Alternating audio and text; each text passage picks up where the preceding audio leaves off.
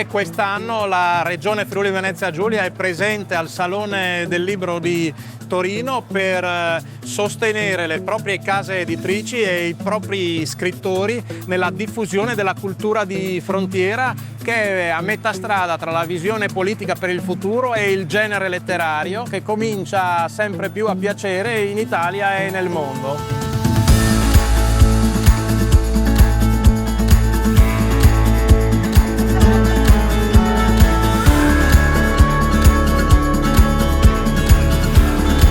Pordenone presente al Salone Internazionale del Libro di Torino. Pordenone è una città che sorprende, Pordenone capitale italiana della cultura 2027, per sorprendere chi viene da fuori e troverà in una città industriale la cultura che è diventata impresa e che guarda al futuro e ai giovani.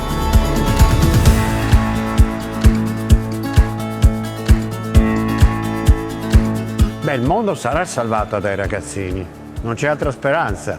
Quelli di prima hanno fallito tutti. I ragazzini, e li vedo, li conosco, sono meravigliosi.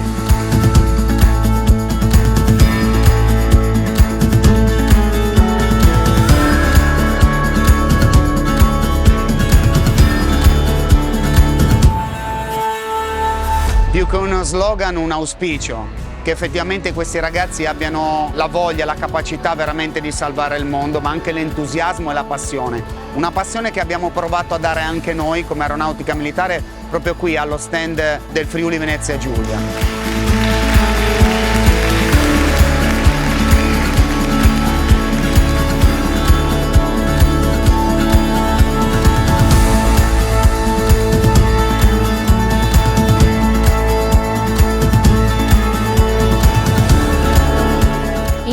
Salvato dalle ragazzine, e anche il Samurante sarebbe d'accordo, un libro che mi ha cambiato completamente la vita, Piccole donne, in particolare Jo. Consiglio di rileggerlo a tutte le donne di ogni età.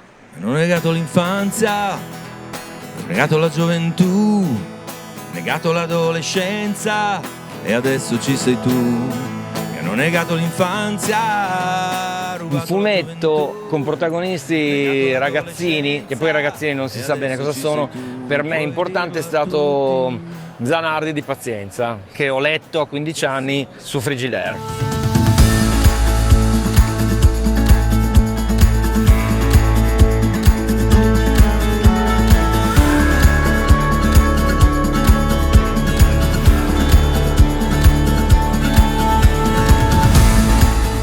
Salvato dai ragazzini. Pensando a questo titolo di Elsa Morante mi viene in mente un romanzo che ho amato moltissimo prima dei 10 anni, che è Tom Sawyer, il ragazzino ribelle che con l'immaginazione riesce a cambiare il mondo.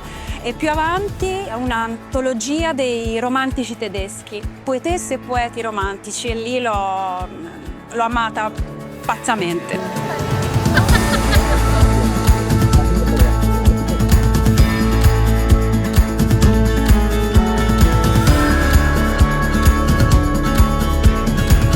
È una storia sofferta perché non è un mondo liberato da un ragazzino.